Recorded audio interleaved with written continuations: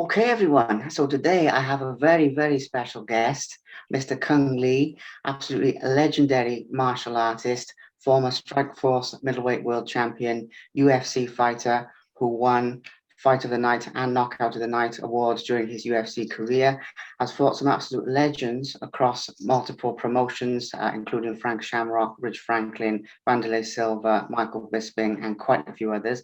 In addition to this, Kang has also competed extensively in Sanshou kickboxing, formerly holding the IKF light heavyweight world title in kickboxing, and he's competed in quite a few other tournaments. Because you know something, champ, I've actually got a list here because there's so many. We've got ISKA, North American light heavyweight champion in Sanshou. I've got several of those actually. You've got Draka tournament winner, Shindokun Cup winner. You've got Wushu bronze medals, Kung Fu Artist of the Year in 2007, Black Belt Magazine, multiple amateur wrestling titles, Sambo amateur title, national amateur title as well. We've voted Fight of the Year twice for Inside MMA and MMA Fighting. And for our viewers, make sure you're sitting down for this, everyone, because this is going to knock your socks off. Kung, since his martial arts career, has acted extensively in movies. He's a big star in movies now, and he has starred alongside some very big names, including Channing Tatum, Jean-Claude Van Damme, Donnie Yen, and quite a few others. As starred as martial law in a Tekken film adaptation. And what else we've got here? Bodyguards and Assassins, Puncture Wounds, and quite a few other films. He's been doing some very big things in the movie industry, which is actually where I'd like to start. But before we get there, champ, I just do want to say a big thank you for obviously coming on my show. I'm very grateful for that, and I'm grateful for you making the time, early in your morning. So thank you, appreciate it. First of all, thanks for having me on your show. Thanks for doing your homework. Yeah, definitely one of my first interviews where you lined it up, pretty not in a great format from one title to another, transitioning into the film world. Yeah, I was just talking to my old promoter, my friend Scott Coker, and then he mentioned, Kung, a lot of people don't realize you've competed in a lot of different stage of martial arts competition, and pretty much you came on and you left your mark on every single stage, whether it's a point fighting tournament to a taekwondo tournament to a continuous sparring tournament to a full contact, then Sanshou representing the world, and then fighting for me, then UFC. And he was talking about, well, definitely when I started Hall of Fame, you're the first to go on the list. I'm like, cool. My goal is like, I want to be in God's Hall of Fame.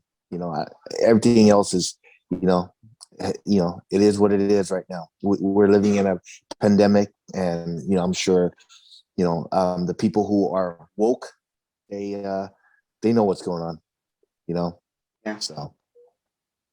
Well, it's my pleasure, champ. I mean, obviously, I gave all those a mention because I do feel that in people's careers, especially with someone like yourself who've accomplished so much, you've been around the sports for such a long time, and I really do think that people see people's careers in phases. So some people might know you as a movie star, some people might know you as a martial artist, some people as this, some people for the UFC, some people for Strikeforce.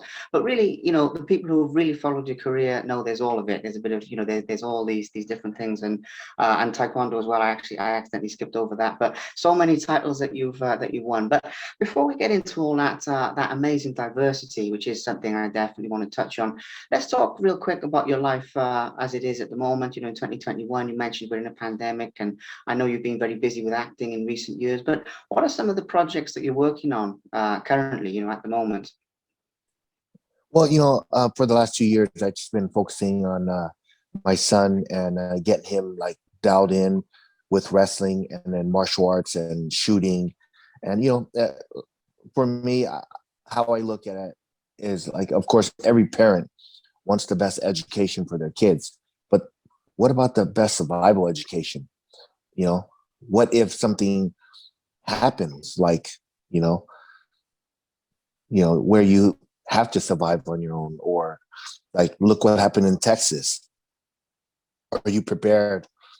And you can do all the math, all the history, all the biology that you can ever do, but none of that's going to help you survive if, excuse my Vietnamese, if shit hit the fan. And right now, I think shit definitely starting to hit the fan. And, we are living in a world of um, deceit. The government definitely don't have your best interest. You are your first responder, because the police is not the first one to show up to help you. They're more like too busy shutting, small business owners down so they can go out of business. So, I mean, I, I, I think taking the last 2 years off to making sure my family and my son has the right training, the right knowledge, and our plan A, plan B, plan C, what's going to happen, so, because I'm telling you right now, I'm not getting the vaccine, so if I have to get off the grid, then so be it. Fair enough. That's a very interesting insight to it, Chan. I mean, it'll be off topic to everything we're talking about today if I go too far into it, but I get where you're coming from 100%. I respect that very, very much. And you're right. I mean, self-reliance is, well, it's everything really. So big respect on that. So I seen as I ran through all of the different titles and all of the different things that you've won over the years, and there's so many of them. Um, Let's touch on that a little bit because you've been very diverse in your accomplishments. I mean, as I mentioned earlier, we've got Sancho kickboxing, we've got taekwondo, we've got bare knuckle karate, we've obviously got MMA, we've got all of these different things: wushu, sambo, wrestling. Do you know what I mean? You've been incredibly diverse, and I'm glad that you said about me putting all of the titles in there because, to be honest with you, I was slightly nervous about getting them all and doing that justice. Only because there's so many of them, and obviously looking forward to talking to you. But I was spending ages just making sure, right, I've got this one, I've got this one, I've got this one. So, but with all those in mind, what is the inspiration for you to move around sports in that sort of very fluid, very flexible manner? Because I've interviewed quite a few athletes who are very shall we say one-minded. They're very on a track with a particular sport, and that's great. Whereas you've moved around. I can see how they come together, obviously. But what is your motivation for testing yourself in such a variety of fight sports, if that makes sense? Yeah, I think the first motivation is the challenge, right? Can I go and compete on whatever platform that is, a combat platform, and how successful could I be?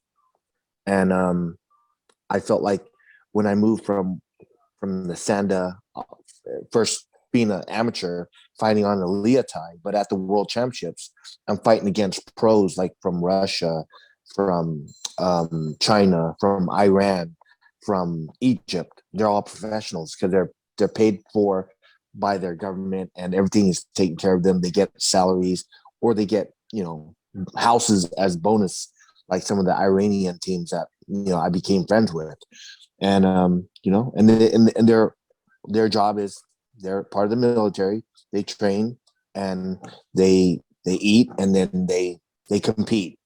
And so for me, knowing that I don't have the support of the government, I support myself when it comes to competition.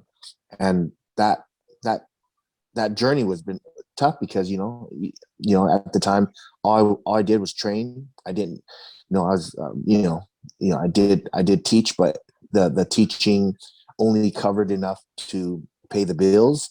But like when you travel, you have to figure out how you're going to raise the money to go to the tournament. Then you have to pay for the tournament, and then pay for the hotel, pay for the food. So um, it, the challenge became a lot easier when I turned pro, and then when I started fighting for money. And it wasn't just the money that you know kept me in it. It was also the level of competition. Everyone's better because that's what they do 24/7. And yeah, I like to compete against you know like the best out there. And I felt like in my time, even as an amateur, I was already competing against some of the best in the world. Look at who's come out of like the Sanda circuit, the Sand show.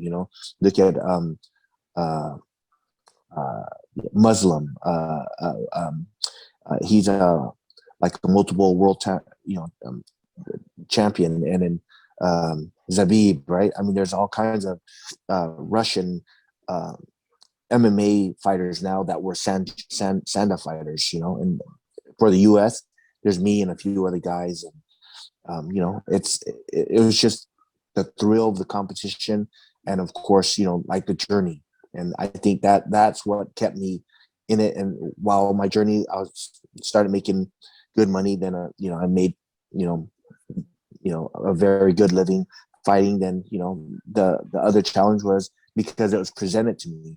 Going into acting. At first it was just like a part with like Channing Tatum was 2 weeks, but then they brought me back, and then then the parts got bigger and bigger, and then my training got compromised.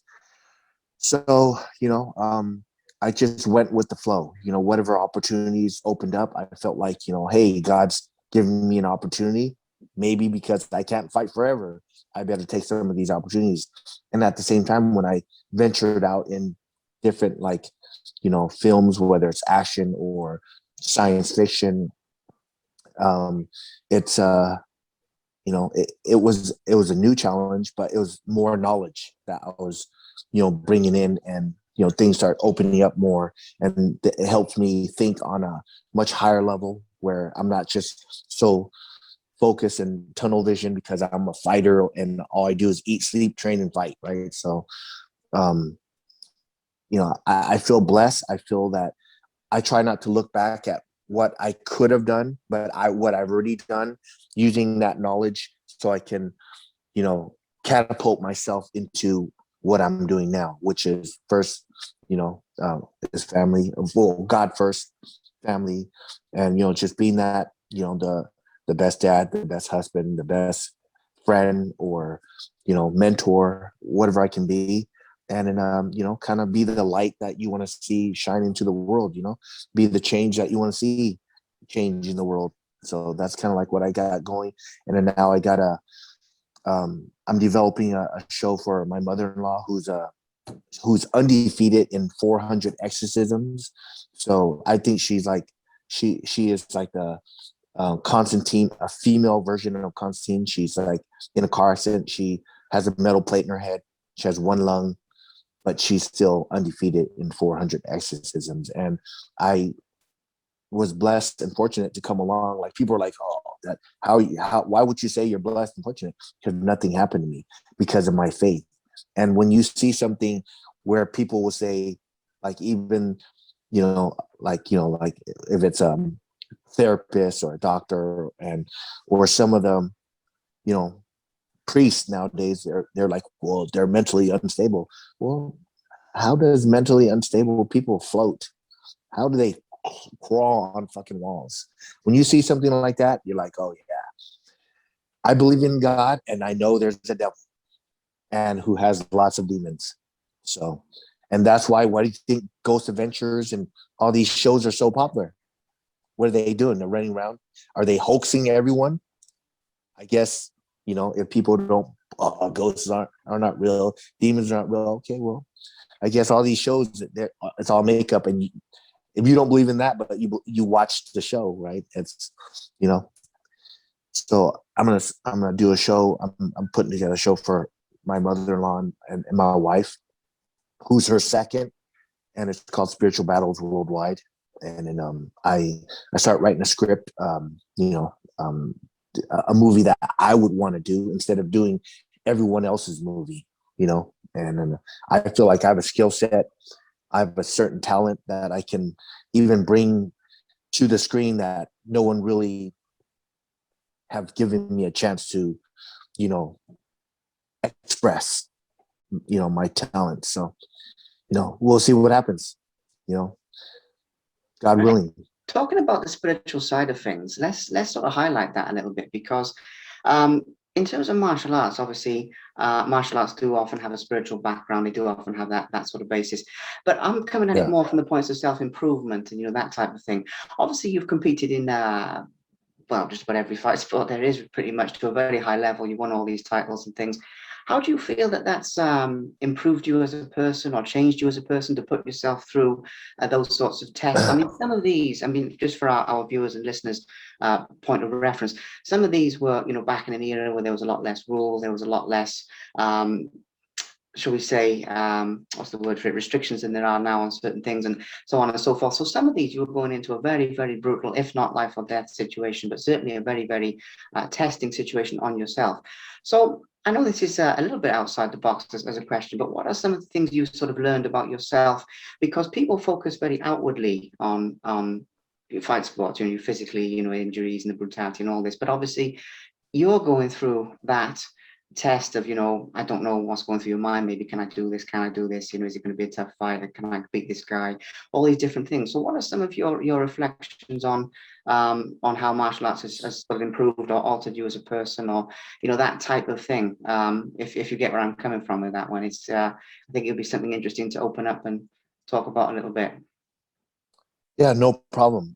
How martial arts has benefited me in my journey of life is, well, first of all, yeah, it's a lot of hard work, and you have to be very disciplined in order to maintain the hard work, and at the same time, you have to be very consistent because once you fall off that path a little bit, all it takes is not even months and you're off in a different direction.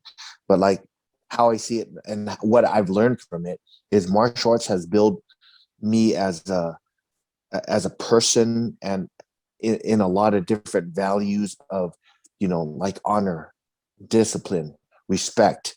And when you do something, you do it from beginning to end at your best, and you do it with everything that you got.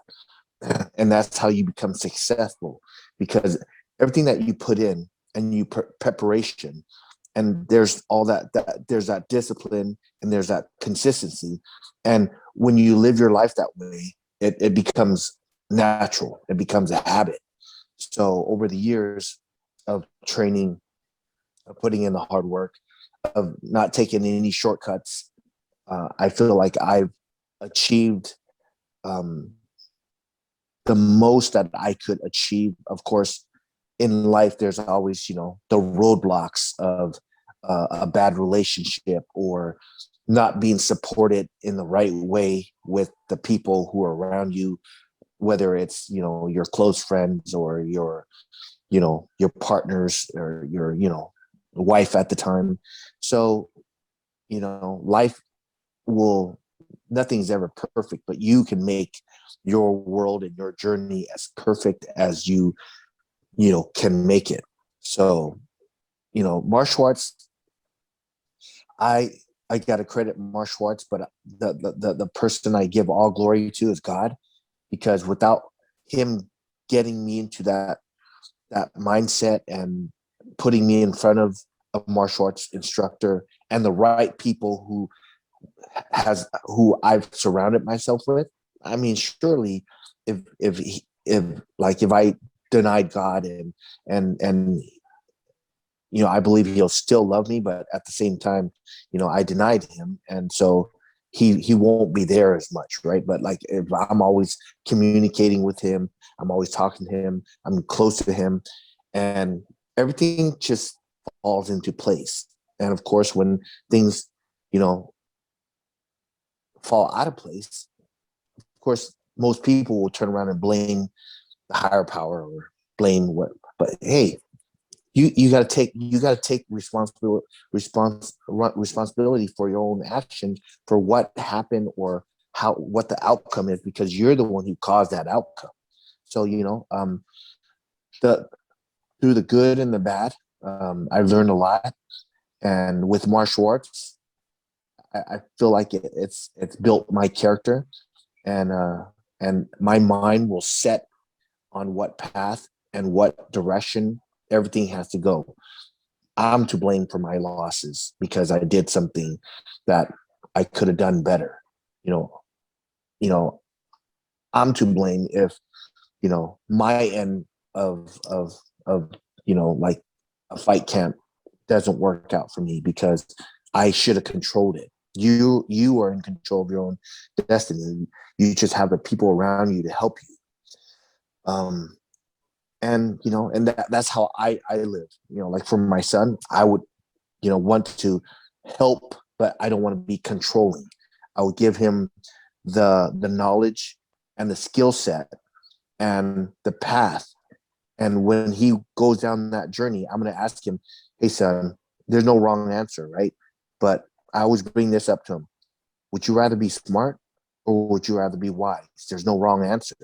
Of course, everyone is going to live by experience, and you become wise from a mistake and you won't do it again. But the smart one, I tell my son all the time, the smart one, you're wise for what you've learned in life, but be the smart one and learn from the wise one and don't make the same mistakes, so you can eliminate more of the mistakes that you can bring on to yourself, because you are the one who's responsible for your own actions.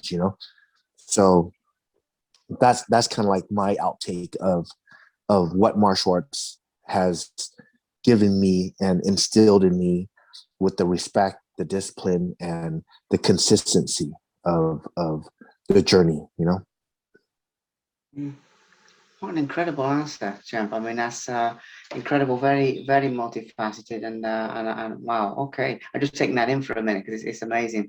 Another thing to touch on though is in terms of, you mentioned your faith being a sort of guiding light, and these different things. When you get an opportunity for a fight, or for for a movie, or for when something presents itself in your path, is there a process that you go through in order to assess if it's the correct um, a course of action? So, for instance, when I was researching this, I was listening to another interview you gave, where you described having dinner with Scott Coker for a particular fight. You come back after 2 years and etc. But when you're presented with anything, that's just an arbitrary example, but any situation, do you sort of pray on it, meditate on it? Do you have that sort of reflections to assess if it's the correct path for you? Because where I'm coming from with this is a lot of people make decisions obviously purely on money, or purely on glory, for example, which they're factors in life, obviously. But what is your sort of decision-making process?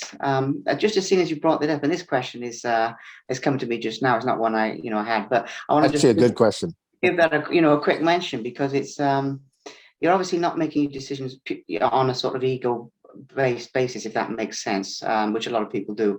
So what is your process? Do you prey on these opportunities, or what do you go through before making a decision? I'm going to fight that person, I'm going to do that role, etc. You get where I'm coming from. When I was younger and I was like kind of managing myself, I would go a lot on gut, right? Should I do this, or should I move on and do something else? And for most part, I was like, okay, if I go to this tournament, I'm an amateur. It's going to put me this far behind in my bills. I'm going to do it anyways because I want the experience. I'll make it. And, God gave me this opportunity. I'm going to go out there and do it. And what happens? Something else comes in, like a sponsor, or a new personal, client that comes in, and, oh man, it covered my bills. It's like, I feel like God's always given me enough to, be okay, right? And then as I started getting further, and being in the wrong relationship is a big downfall of mine. My previous marriage, that I was married to, my ex, who I recently, well, not recently, but it was a long 2-year divorce. That had a lot of downfalls, even though I had a lot of success, but I've already built all of my foundation before I met her. Then when I moved and went to this journey. Oh man, I mean, if if I was going on my gut and had more faith in God instead of having her like, this is what you need to do, this is what you have to do, I would be in a different place. But looking back at that now, I'm not complaining or I'm not depressed about, man, I could have done this better if I was just focused on this fight and, and not listen to, some advice of my ex. I would have been a lot better. But you know what? It's already happened. What can I learn from it? And I've learned a lot from it. So I'm not going to make the same mistakes. And that's why I'm not with her anymore. And for a lot of other reasons. But now, from that journey, I've made a lot of mistakes. I've made a lot of mistakes listening to people who said, Kung, this is what you need to do. You know, now I'm in the last 2.5 years. I think my last project was Europe Raiders. You know, I was going to do the project unless they were going to make me a good guy. I didn't want to be hard about it. I simply just requested, to Wong Kar Wai. His right hand person is Jackie Pang, and she's like his right hand producer. I just said, is there any way? I mean, look, I'm Asian, and most of the time I'm getting offered these parts I'm doing a Chinese or Hong Kong style movie right now. But look at how the the world or the American people will portray me as a character. I'm a bad guy, and and sure, it's easy to get bad guy parts, but you know, can you give me like more depth to my character? I really don't want to be a bad guy. Is there anything we can do? I'm open to it. Are you? And next thing I know, Wong Kar Wai, what Jackie told me is he pulled the script, rewrote a few things, and I played the bad guy until the end. It was like double cross. I was actually working for the good side. So if you don't ask, you won't get. And I wish I would have asked a lot more back in the day. But since that movie, I really haven't, done another movie. And it's not that, it wasn't offered. I actually turned down over a dozen roles that took me nowhere. It was just a simple paycheck, but where does that establish me? I don't want to be that guy that gets killed by everyone.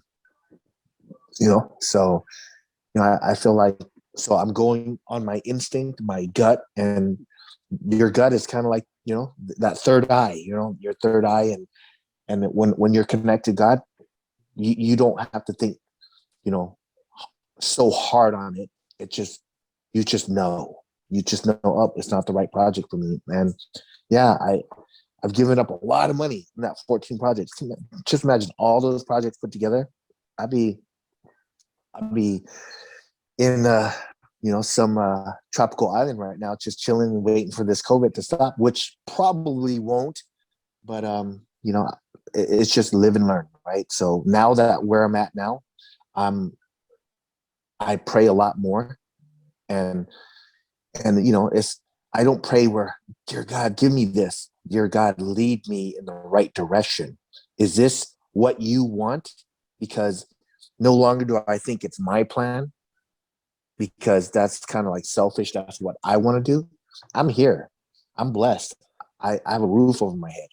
I have food in the refrigerator for my family, and I'm still able to generate money in really doing what I love. Now, every weekend when I'm available, I'll go teach a gun course. I have a couple private students. I make just enough to be comfortable because I'm waiting for what he really wants me to do. It's like I wake up every day and there's something that always comes in, and I get it done. So that's kind of like how I live, and I live and I learn, and I process, and I try to give that back to my son, and at the same time, someone also mentioned to me, hey, Kung, what you're doing, you're fighting against the UFC. It's Kung Lee versus the UFC, but it's like a group of fighters, right? Brandon Vera, Nate, Carlos Newton's the one who started, but like this lawyer, Rob Macy, brought me into it. And basically, now I'm fighting for 1,200 UFC fighters, so it's a class action. I'm getting to this, and maybe I'm not sure you had this in your question, thing, but it just led to this, and so I'm doing this. I'm not just fighting for me. Now I'm fighting for 1,200 fighters, which in those 1,200 fighters, they all have families, and they all need to, be supported in the right way. And are they getting their fair market value? No. Who's making all the money? The UFC. So I got put into this path. I took that, and now at the same time, my wife, she's dealing with corruption in Kentucky. Like literally, her kids were kidnapped by CPS, crooked deputy sheriff. One of them was her ex, and man, it's like, and they were never married. It's crazy. So I'm fighting a two-headed dragon, and then so at the same time, I want to educate people about the. Not only are you in this, if you're living right now, you're fighting not only to survive, but you are also in a spiritual battle, because what's happening is more than just the government, more than just the elites that want full control. And I'm sure you heard it before, they will own everything and you will own nothing, but you will be happy. Well, excuse my Vietnamese, how the fuck are you going to be happy if they own everything? They want control, and they want to put a chip in your head or in your hand. Come on, mark of the beast. So I'm just trying to wake people up, and hopefully people can wake up in time. Whatever you do, don't deny God, because when you put that chip in your hand, you're taking the mark of the beast. You will be, God won't be there when you're laying on your deathbed. So that's kind of like my overall look. Yeah. Worldview. It's very cool. Well, I'm glad we could give it a mention to, get the message out there and help people. It's a powerful thing. And I'm also glad we got to touch on the purpose and things that are bigger than just us and I mean that on multiple levels. It's very, very, very cool. Very cool. Um, Yeah. let's touch on some of the fighting, the highlights a little bit, because I want to come back into the acting, so we'll probably jump around this a little bit, but Sure, no I do problem. want to give a quick mention to obviously ones that these couple of questions. I mean, you probably do get more often, but talking about winning world titles now is going to be where I'm going to go with this one, and then we can get back into some of the deeper stuff in a minute. But in terms of winning the world titles, winning the Strikeforce world title, winning the IKF kickboxing world title, things like this. I mean, and all of the other things you've won with the different sports that we've touched on. When you reach the top of the mountain, and I know we've talked about how you get guided to the right moves and how these different things come into it, but in your own experience, I do obviously need to give this a mention as well. What did you experience when you had made it to that level, to the absolute top of the tree, after all the years of dedication, hard work, etc.? I mean, you mentioned earlier about just having enough money to cover the bills and the tournaments and traveling and all. And these even though the process, I'm sure, is fantastic, there's also hardships and things along the way. So when you do actually make it, if you like, and you get you achieved such incredible heights.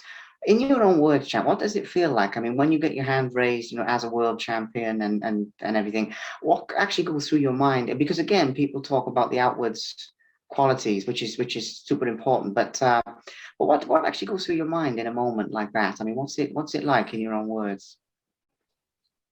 For me, I would have to say once I won the Strikeforce middleweight title, so me everything went from a moderate pace to like a light speed pace. Like I was getting hit from everyone. Hey, do this, do that. Um, right away by that time, I already had a like a Hollywood manager. I had a Hollywood agent.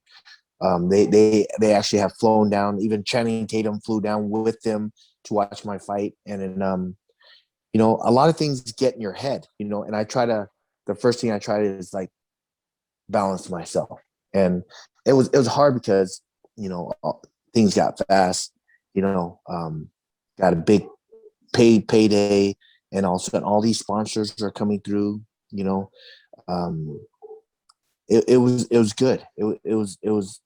I'm blessed. But at the same time, I can see where, you know, how a lot of champions can get, off their their their path. And I was pulled in so many directions, and that's more than ever when you become champion. You really have to, ground yourself. And I worked on grounding myself, and then luckily I got this part called Pandorum, and I went away for 2.5 months. That was the first time I went away for so long for this part.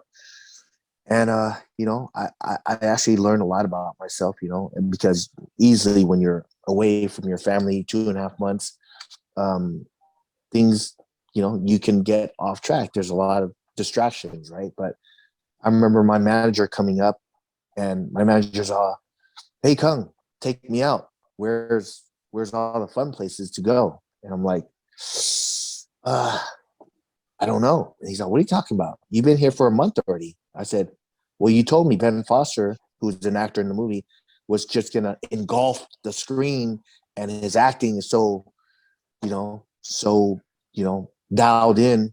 He's just gonna make me look like an amateur. So all I did was go on set even though I'm not working, and watch the director, and and I know my scene's coming up, which that's why you're here. You're here to watch me, and it's tomorrow, so I'm not going out. He's like, oh, come on, let's just go out. I could have went out that night, right, and partied with him, but I said, have fun. I'm gonna stay. I'm gonna go over my lines again. He's we just and right before that, I went over my lines with him. He's like, wow, I didn't expect you to be so dialed in, right? I'm why even have me as a client if I'm not doing this, right? It's because of my work ethics. He's like, you'll be fine. Let's go out again for like the third time. I said, bye, see you. You can leave out of my room because I need to focus, right? For the whole time, I'm just focus. And then he was on set, and he actually knew Ben Foster. And after like we delivered, Ben Foster comes over there and says, man, your guy's intense. Like he stepped on my neck, and the first take, he was so gentle, I couldn't really express myself. Then I told him, hey, you can put a little power in, put that foot a little harder in my neck. So, he's all get into character. I said, okay. I was in character. I delivered my lines really good, but then our second take, I pressed a little bit, and I was like, hey, say something. And like he actually like did a little tap on my boot, and he's like, I can't breathe. So I was like, oh, sorry. But afterwards, he talked to my manager, and he's like, man, Kung Lee's intense. I was watching him. Why is he pacing back and forth? He's not fighting me. He's actually saving me in the scene. So that's kind of like the mindset that you have to have. So I'm not sure if that answered your question, but I like with fighting, my mindset's always there. And when you get to the top, all these doors open. Which door do you go through? And I went through the acting route because I knew I couldn't fight forever, even though I wanted to. So I just took that chance. I went and I did what I could, and and so far it's working. It's working good. Incredible. Yes, it did answer my question, Champ, better than what I could have hoped, because I love, how there's so much depth in what we're getting into, which is really cool. Another thing to touch on there is, in terms of the fighting, obviously with the titles that you've won, and with all of the different experiences that you've had, and also the people that you faced as well. is there one that is, or maybe there's more than one that's the proudest for you? But just to give that a little bit of, just to expand on that a little bit, it's not necessarily. I mean, maybe it's winning the world titles, maybe it is, but also maybe it's facing an opponent who's the most skilled, or maybe it's a particular reason why. But I'm sort of anticipating that maybe it's because of following your faith to the right, to the right fight at the right time, or something. Do you know what I mean? So I'm just elaborating on that to not give the one faceted idea of all pride of this and that. Maybe there's a reason why you're proud of it. But yeah, I mean that is the question in terms of all the titles you've won, the fights you've had, the legends, the other legends that you've been in there with. Is there one or maybe more than one that stands out as the proudest that you look back on now and you sort of think, that was something? Or I mean, again, in your own words, what are your thoughts on that side of things? Um, I think I would have to say there's four big fights that I can be, like talk about or I'm very proud of. And I'll summarize it for you real quick. Being number four, I would have to say like the knockout against Rich Franklin, because it was former champion versus former champion, right? And I went in there and I was kind of banged up from my fight against Patrick Cote. My foot wasn't completely healed, but I had a lot of pressure from, Dana White and Lorenzo, because they already had invested a lot of money in China. And I during after my Patrick Cote fight, I went to the post fight conference, and Dana White kind of like took over. Where someone asked me what am I going to do now? I said I'm gonna check on my foot and see, if I feel like it's broken, and maybe take some time off. And Dana White says, "Oh, I'm gonna take this hit from here, Kung, and I'm gonna take a week off and get back to the gym, and Kung can fight Rich Franklin in Macau." And I'm like, how? He just interrupted me in with all the press, and it's out there. It's you can look it up, and basically just spoke for me. And I'm man, that's like the devil talking. But I'm gonna do what I could. But then I got a lot of pressure. Hey, you have to fight. You have to fight. And even though I went in the fight, and I'm glad I did fight, because I was, if I hit my foot wrong, I knew then that foot's gonna be out of commission during the fight again, or after that round. So I went out there. I did a lot of tape study and film study, and did every single thing I could to have like three go-to moves, which is the counter hook.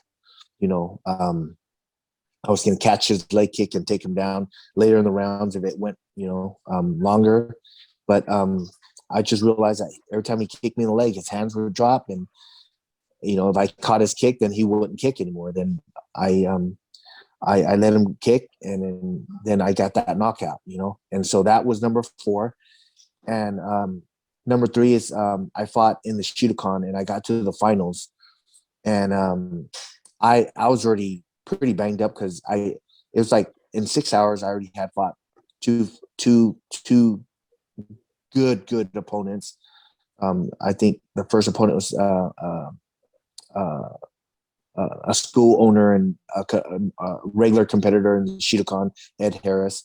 In the first round, I thought, I had a bunch of points because I was following the rules. And then in the second round, I realized, man, maybe they're a little bit political, because I'm not getting any points for the takedown and follow up with the reverse punch on the floor in the karate rounds. So I'm just gonna start looking to knock them out. And of course, I remember my corners on, don't look for the knockout, let it come naturally. It came naturally. So it lasted till the second round, but then I got to the finals again. I mean, the semifinals against Muhammad Kita, and then it went to the sixth round, and I got my first submission win. Right, I was destroying him with the punch, kick, throw, and then when I took him down, his ankle was there. I already started doing a little bit of jiu-jitsu, so I locked up a foot lock, and he tapped. And then going into the finals, here's the fight. This is like against Arnie Silverdale. He was Andy Hug's English teacher, and also trained with Andy Hug, was a regular, partner for Andy Hug. And he was doing all these weird, moves that I would do. But then there was one that Andy Hug used to do. You throw a wheel kick up high. I was looking for the head kick. All of a sudden the wheel kick came, and it hit my thigh right in the nerve.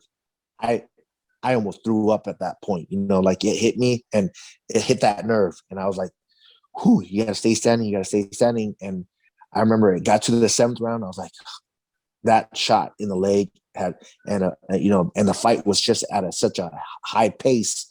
I was like, my gas tank's running low. I feel beat up because he had two knockouts.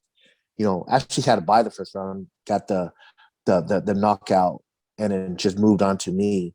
I can't remember exactly what his matches were, but I didn't even get a chance to watch his match because I was, you know, I'm getting a big cut on my lip against Muhammad Kita, and then so when I went to the finals, I was banged up, and I was I just told myself, you know, let's just gut it out, just fight till the end. You're up on points. Let's just you know, let's take no risk and look for that. You know, I saw that hook was open, and then he threw a punch. I slipped and I caught him with a big punch and sent him outside the ring, and then that was my third best. And then of course, the second would have to be uh, me versus the Chinese King of Sanda champion, the Mongolian King. You know, we came in and everyone in the U.S. team had lost except we brought two Fairtex fighters, like Lumpini Stadium champions, former champions, and so they got the wins. So, but they didn't have they didn't have their citizenship. They had a green card, but we put them on the team anyways. So it came to me. I was in the main event. You know, um, I fought their champion, their reigning 3-year undefeated champion, the youngest champion at the time. And I got the third round win where they threw in the towel.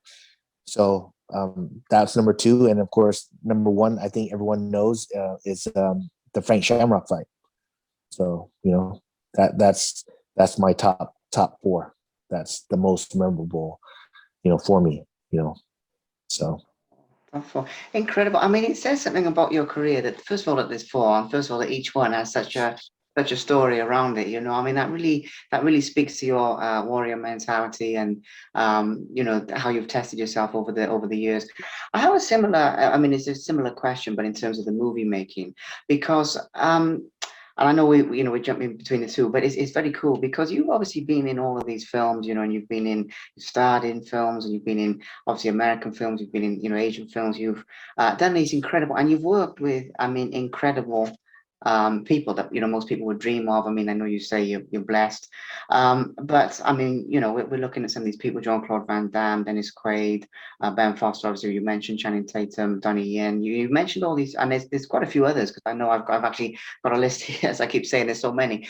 But is there a proudest moment with that? And again, this has a deeper element to it because you've mentioned struggling with the whole, basically the typecasting thing about being a villain and all that, and battling that. You've mentioned these things. You starred in films. You've had obviously smaller roles. You've had all of this coverage is incredible. Are there some highlights of that? And I know this is a big question because, and I respect that a lot. I know it's a big question because you've accomplished so much. But again, I sort of liked how you, with that other question you sort of ran through. There's a few of them. Is it the same with movies? I mean, is there a few highlights that stand out, or are there just too many to go into? I mean, because we could be here all day with this one. But in your own words, Champ, what are some of your proudest moments in acting? If that makes sense. Um, I'll try to narrow it down to two instead of four. But hey, if there's four, you can. I mean, I don't mind. It's just I know it's a big, and I know what I've just asked. There's a bit of a bombshell of like all these movies you've been in and you're around the world and with other legends, and obviously, as a quick mention as well, other people with incredible fighting skills as well, like Jean-Claude and like Donnie Yen as well. So obviously that bears mentioning, just in case if any of our listeners don't know that. But so it's very diverse. But yeah, I mean, if there's four, however many there are, just run with it. But I know I've asked a big one there, so my apologies on that. But in your own words, no worries. I think let's go with three then.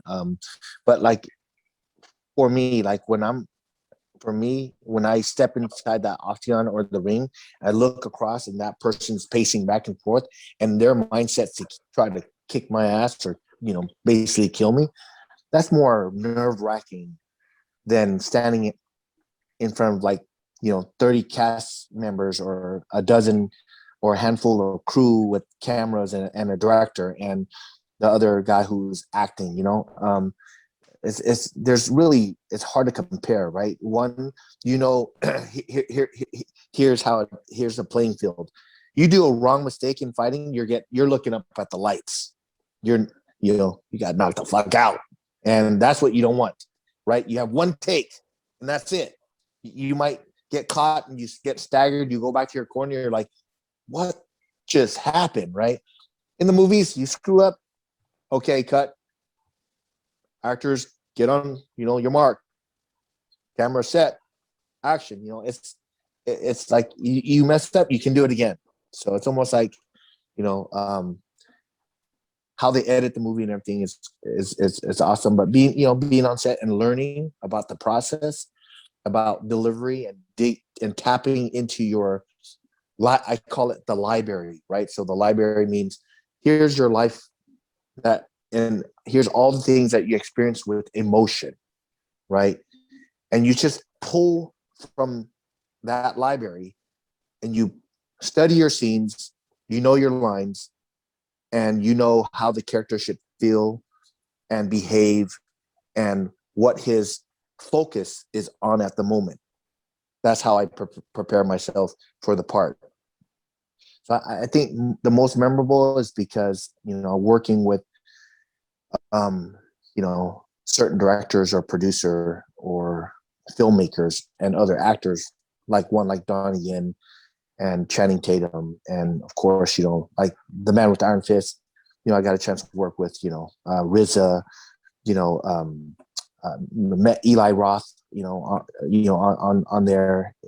He was a producer, but he also directs, so he gave me a lot of good tips. But I say number three would be like the man with the iron fist, right? I sat in the chair, they put a wig on me, and I'm like, man, this is kind of cool. This is, you know, I feel already like I'm this kind of barbaric, warrior that is sent out to kick ass, and it was fun, right? It was not for me. It wasn't nerve wracking. The long hours were kind of like, oh man, I wish I could be training right near. Hey, anyone have mitts? I should have brought mitts. I'm in Shanghai. You know, um, then someone did have mitts, and we got a chance to work out. But that being number three, because of like Russell Crowe was on there. I got a chance to fight Lucy Liu, and I met again with Daniel Wu. There's so many, like a lot of energy on that set, and I got to perform and play a barbaric, a right hand man, and I had the highest body count, on the movie. That's what RZA told me. And then my second would have to be uh, Pandorm with Ben Foster, Dennis Quaid, just because it's like sci-fi.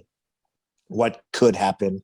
It's like here's a Noah's Ark back in the day, and here's the future Noah's Ark sending humans to another planet. And things go wrong on the ship because it's not like we have light warp speed or that we know of, right?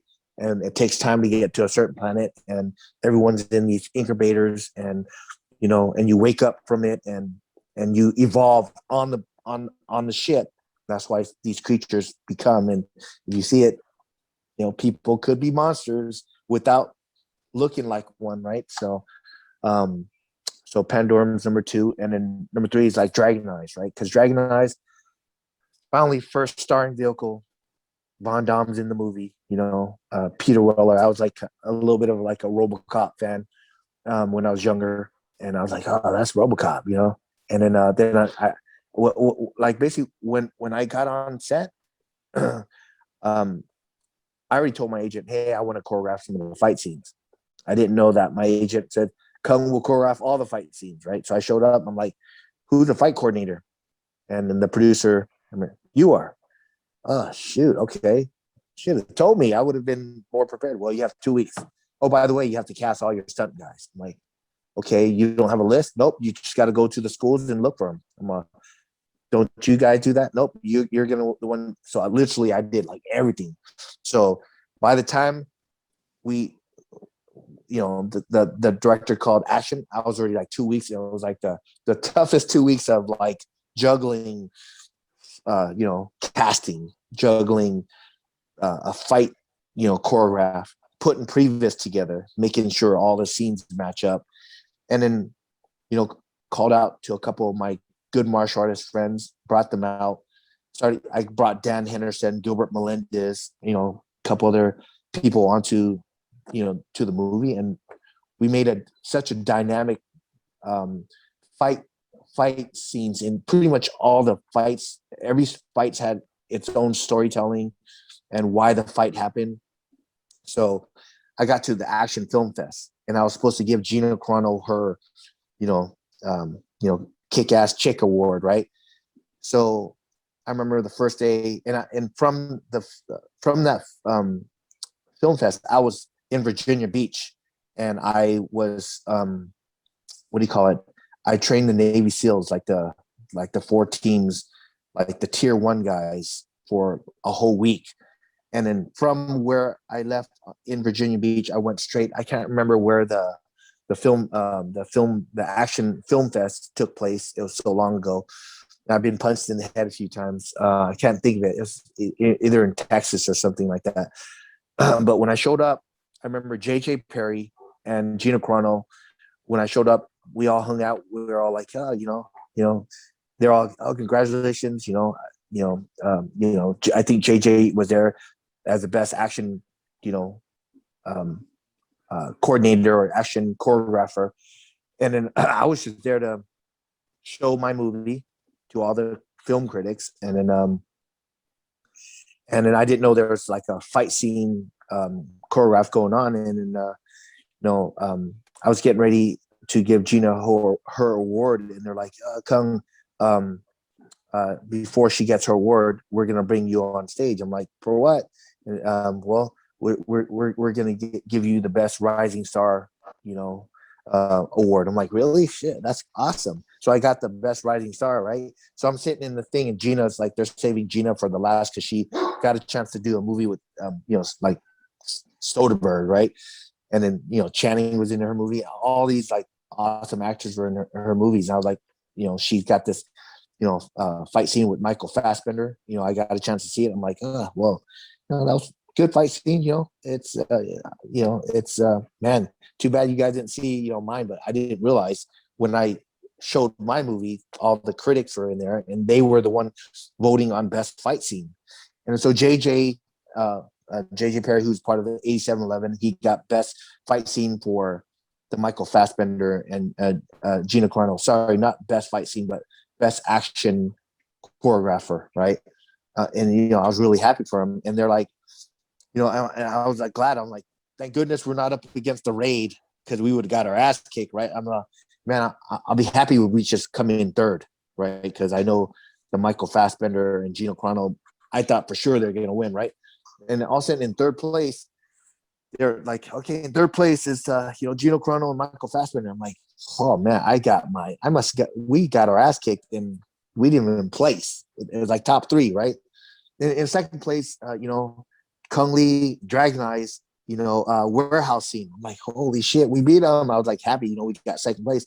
And in first place, Kung Lee and Dragon Eyes, street fighting scene. I was like, holy crap, first and second, and Gina Carano got third. I like, this is awesome. So that kind of, because doing the movie was like, for me, it was like it was a great experience, but I wasn't happy because I was doing so much. When I woke up in the morning, I was like struggling to get up. Oh man, call time's coming up. I'm so tired, right?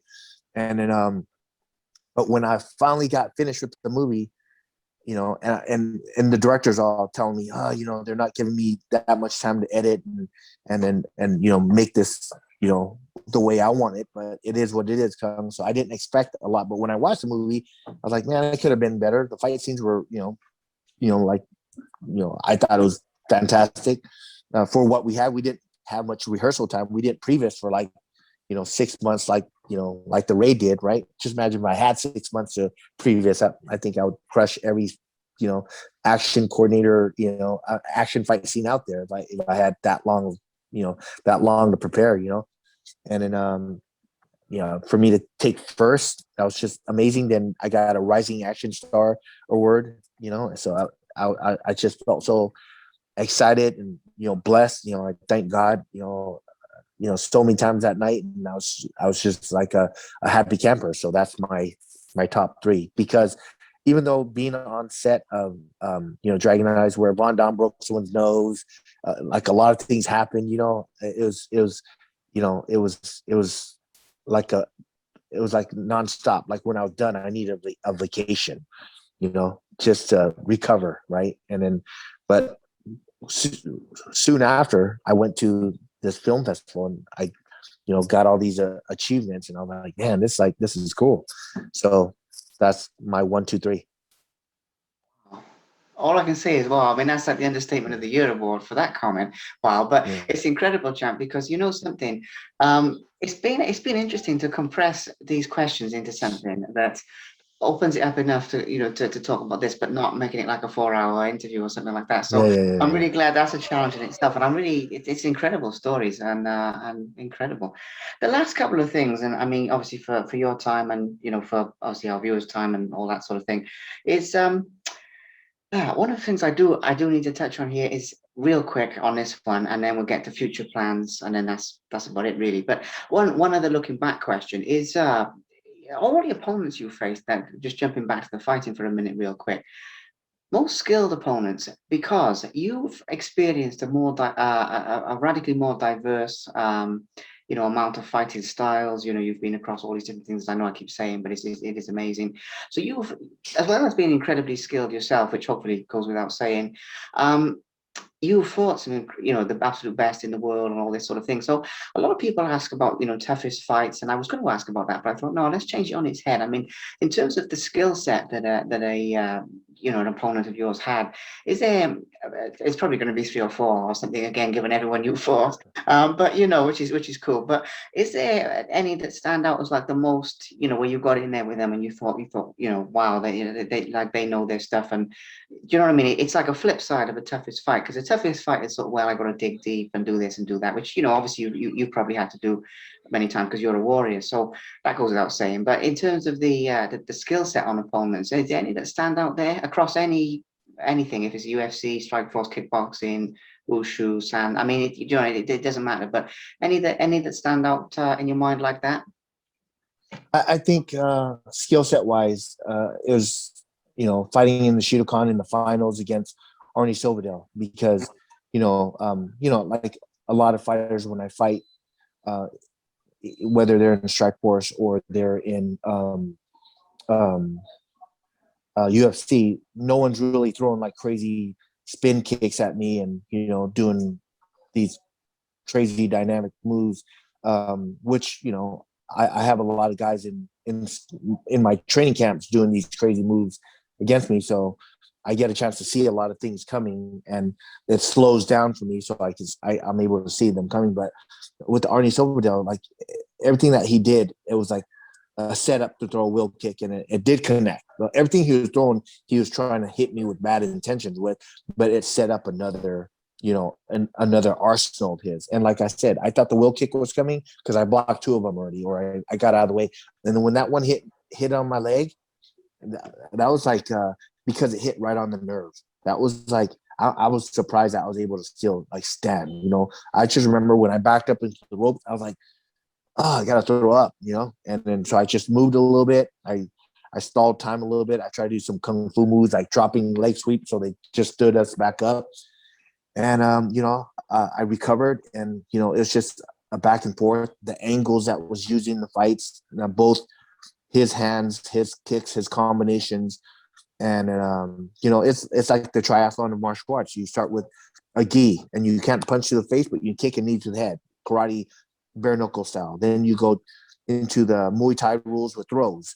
Then you go into the MMA rounds, but not UFC rules. But when you take someone down, you can look for a submission, right? So I just remember, as the best stand-up guy, I faced was probably Arnie Silverdale, and I think in MMA, for me, just because I watched so much of Frank Shamrock's fight and I helped him prepare for Tito Ortiz. And I remember his strength and his power and his cardio was like crazy, right? So I just knew that I was going to be, in a war. And, I just remember going back in the first round and Javier Mendez was like, I told you no spin kicks.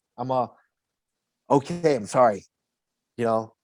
What should I do next? And he's just stick and move, score your points. Do not, try to, you know, go toe to toe with him, or like you don't want to be in his range where he can roll into your ankle or knee bar.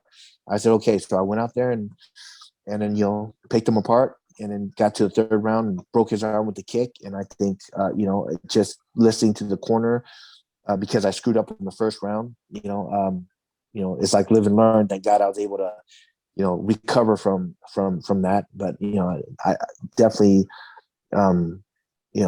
that Frank in the MMA, because of, all the submissions that he can roll right into, and how many people, like how fast he caught Dan Henderson in, in an armbar, and his footlocks, and he was able to dump guys. So he, wrestling wise, and his striking, he trained with Javier Mendez for the longest time. Then he went to Morris Smith, who was a former world Muay Thai champion. So for me, probably with that, because at the same time he got in my head, right? I think he got in my head, like I said, when I fought Michael Bisping, even though I lost, he didn't get in my head. I just knew that he had great cardio and he had great kickboxing, and he's a well-rounded MMA fighter. And and for me, it was like, hey, let's get make him think I'm fighting a point fighting game. And until I got hit in the eye, everything went out the door. So I never was able to continue with my game plan against Michael, because I was fighting for my life after that, because he was like, I got him, I'm gonna just keep rushing at him. So I had to, weather the storm and get as far as I could, looking for my lucky punch, or a knockout punch, so. Okay, brilliant. And the last one, champ, really is, the last thing to talk about here, because we've spent quite a while looking back, obviously, and there's a lot you've accomplished, but I know there's a lot more to come. And I know at the moment your focus is family, as you mentioned earlier, so I was obviously taking that on board. But still, I'm sure you've got some things sort of on the horizon, or some things coming up. So, what's next for Kung Lee? I mean, what are you up to in a future, immediate term, long term? Anything you'd like to say on that, really? Well, spiritual battles worldwide. I got my own script, and whatever God has in His plans that He needs me to do, then I'll be doing. That's kind of, I like I said, I wake up every day and I wait for my gut to tell me what I need to do. But I continue doing what I'm doing, like training my son, making sure I get my work done, and making sure I able to provide for the family, and everything after is me serving God. Well, I will say to our viewers and listeners, keep an eye out. Spiritual Battles, that is going to be something special. That's really going to make some waves. And as eccentric as it sounds, champ, that's a feeling, as you say. I can feel the power's already there. So that's going to make some Yeah. waves. The only other thing is, it's not really a question, but I always give people a chance in these interviews, if there's anything they'd like to say to their fans and supporters watching or listening to this, if there's anything that comes to mind with people who followed your career, whether it's fighting, whether it's acting, whether it's all of it. Anything you'd like to say to them at all? Um, First of all, to everyone who's watching this show and who has followed my career, thank you for your support.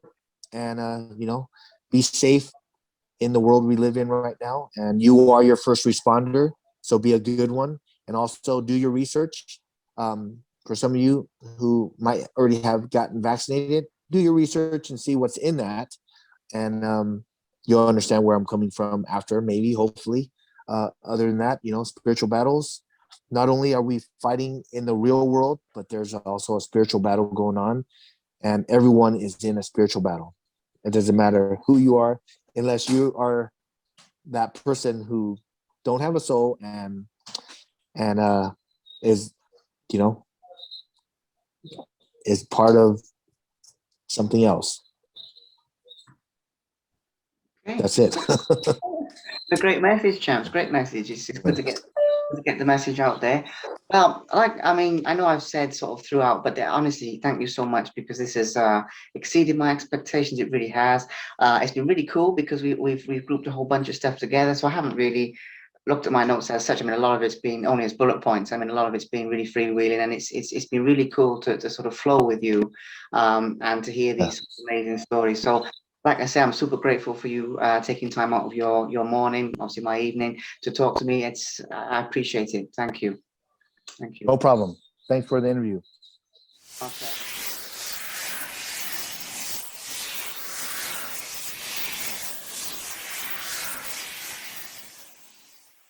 Pure Blue Limitless, the purest phycocyanin on the planet. This is taking the sports industry by storm, with multiple world champions, Olympians, and many other world-class athletes, all the way down to your regular gym goers and fitness enthusiasts, even amateur athletes, using this product to maximize their potential and move a step closer to the life of their dreams. This product works in a unique way on a cellular level. Unlike any other product on Earth, this is created with a patented photobioreactor technology that no one else in the world has access to, breaking down lactic acid and reconverting it into ADP. In other words, breaking the waste and reconverting it into fuel. You can train longer, harder, faster, and considerably outdo your competition.